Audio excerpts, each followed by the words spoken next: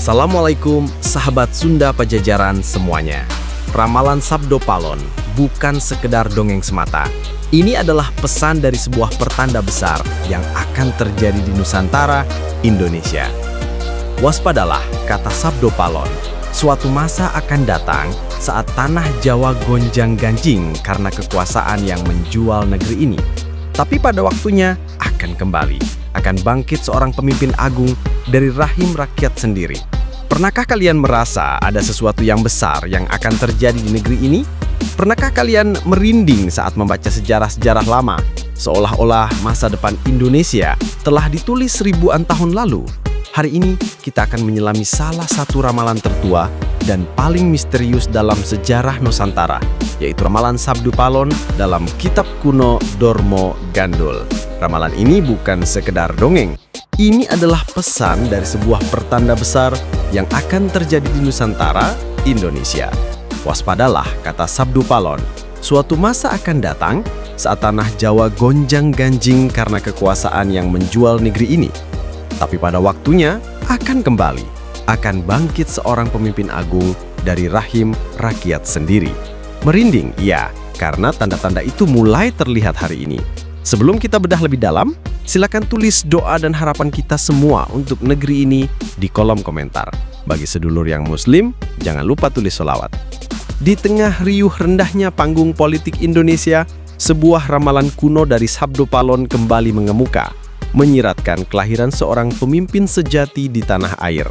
Takdir politik Indonesia, menurut bisik-bisik yang beredar, akan berlanjut pada sosok Kang Deddy Mulyadi, yang diprediksi akan memegang tampuk kepemimpinan setelah era Presiden Prabowo Subianto.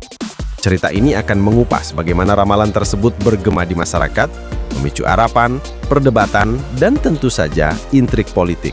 Kita akan melihat bagaimana sosok Kang Deddy Mulyadi dengan latar belakang dan gayanya yang khas mulai dihubungkan dengan ramalan ini, serta bagaimana narasi ini membentuk persepsi publik dan mempengaruhi dinamika kekuasaan di masa depan. Ini bukan sekadar tentang prediksi politik, melainkan tentang bagaimana keyakinan dan harapan masyarakat dapat membentuk perjalanan sebuah bangsa.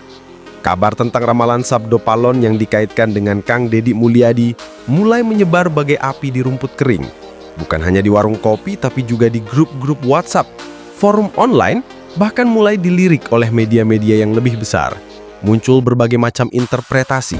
Ada yang melihatnya sebagai pertanda positif bahwa Indonesia akan mendapatkan pemimpin yang kuat dan bijaksana. Namun tak sedikit pula yang skeptis, menganggapnya sebagai sekadar euforia sesaat atau bahkan manipulasi politik. Di suatu kesempatan, saat Kang Deddy Mulyadi sedang melakukan kunjungan kerja di sebuah desa, seorang tokoh masyarakat setempat, Pak Slamet, memberanikan diri bertanya, "Kang Deddy, maaf nih, saya mau nanya. Belakangan ini kan banyak yang ngomongin soal ramalan Sabdo Palon. Katanya Kang Deddy nanti bakal jadi presiden setelah Pak Prabowo. Gimana tanggapan Kang Deddy?" Kang Deddy Mulyadi dengan senyum khasnya menjawab dengan santai, "Pak Slamet, saya ini kan orang desa. Saya percaya sama kerja keras dan doa. Kalau soal ramalan, itu kan urusan yang di atas. Tugas saya sekarang adalah bagaimana membuat masyarakat Purwakarta dan nanti kalau diberi amanah lebih luas lagi, masyarakat Indonesia jadi lebih sejahtera dan bahagia. Kalau memang takdirnya saya nanti diberi kesempatan memimpin, ya saya jalani dengan sungguh-sungguh." Jawaban Kang Deddy yang cenderung merendah namun tetap optimis ini justru semakin memicu rasa penasaran. Di sisi lain, para politisi dari kubu yang berseberangan mulai melontarkan komentar pedas. Ramalan itu kan cuma buat hiburan. Jangan sampai masyarakat dibuai oleh hal-hal yang tidak pasti. Kita harus fokus pada program kerja nyata, bukan pada tahayul. Sementara itu, para pendukung Kang Deddy justru semakin bersemangat. Mereka mulai membuat konten-konten di media sosial yang mengaitkan Kang Deddy dengan ciri-ciri pemimpin ideal, termasuk referensi-referensi halus terhadap ramalan tersebut. Lihat aja, Kang Deddy itu kan selalu bicara soal akar budaya, soal kearifan lokal. Itu kan sejalan sama semangat ramalan Sabdo Palon yang bicara tentang pemimpin yang menyatu dengan bumi pertiwi. Perdebatan pun tak terhindarkan. Para akademisi mulai menganalisis makna ramalan Sabdo Palon dalam konteks sejarah dan sosial. Sejarawan melihatnya sebagai cerminan harapan masyarakat terhadap kepemimpinan yang kuat dan membawa kemakmuran, seperti pada masa kejayaan Majapahit. Budayawan menyoroti bagaimana ramalan semacam ini bisa menjadi alat legitimasi atau justru sumber konflik dalam perebutan kekuasaan. Di tengah riuh rendahnya perdebatan ini, muncul pertanyaan yang lebih mendasar. Apakah ramalan ini benar-benar akan terwujud? Dan jika iya, bagaimana Kang Deddy Mulyadi akan mempersiapkan diri untuk mengemban amanah besar tersebut, terutama setelah era kepemimpinan Presiden Prabowo Subianto?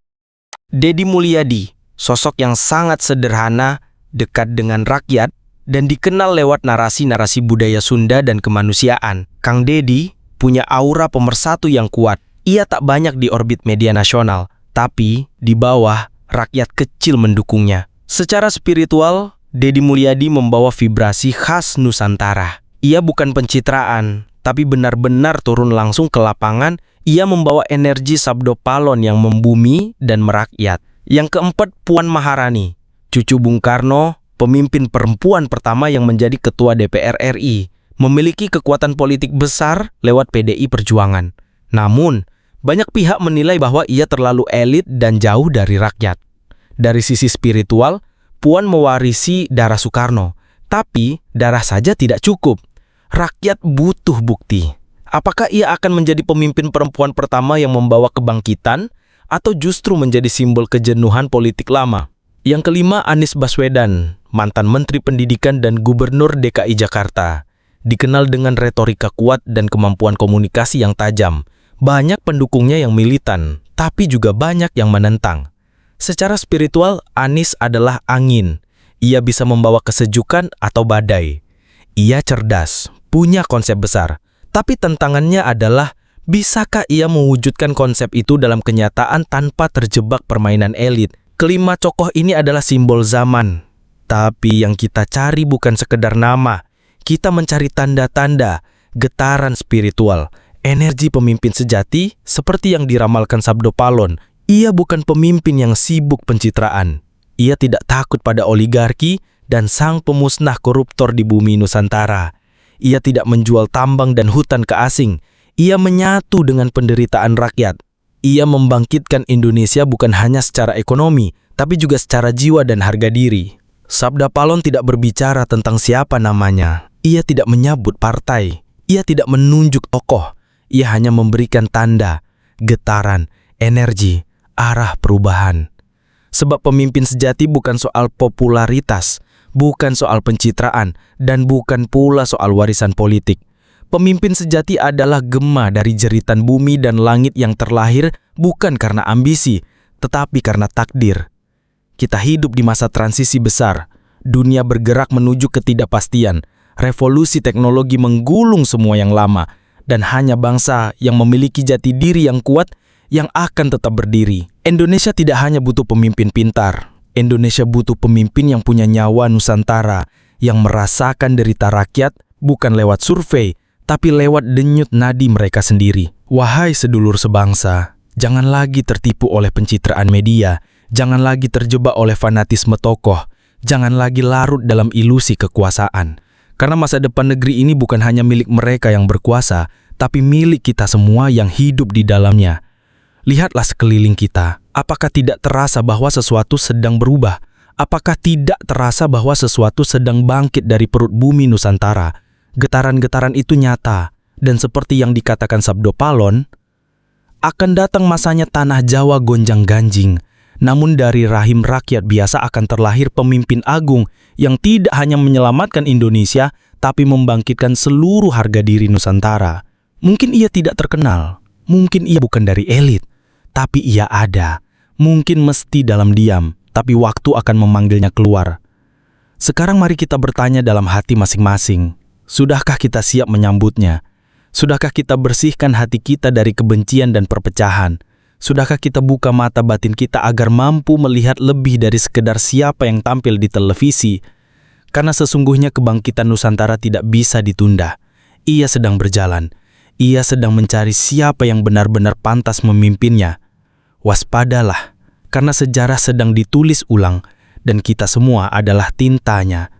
Jangan hanya menjadi penonton, jadilah bagian dari kebangkitan besar ini. Bersatulah wahai bangsa Indonesia dari Sabang sampai Merauke, dari Aceh hingga Papua, dari desa hingga kota. Mari kita kuatkan doa, satukan suara, dan bangkitkan semangat sejati tanah ibu pertiwi. Ingatlah, Sabdo Palon tidak pernah pergi. Ia hanya menunggu waktu untuk kembali, dan mungkin waktunya telah tiba.